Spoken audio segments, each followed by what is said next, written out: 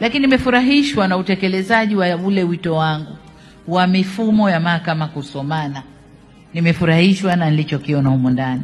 Sasa nasisitiza tu kwamba tuendelee kuifanya mifumo ya mahakama isomane na wale wote ambao wanarandana na kazi za mahakama, kama Wizara ya Katiba na Sheria, lakini pia Ofisi ya Taifa ya Mashtaka, Ofisi ya Wakili Mkuu wa Serikali, Wakala wa Usajili, Ufilisi na Udhamini RITA, lakini hata NIDA, kwa sababu tunatakiwa kutumia jamii namba moja kwa Watanzania.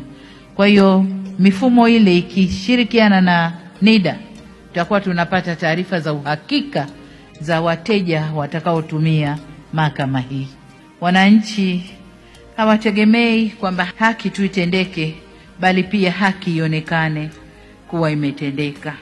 Na hapa napata faraja, sababu katika tathmini tunayofanywa na kimataifa, imani ya watu kwa mahakama imekuwa inapanda kila mwaka tunavyofanywa tathmini.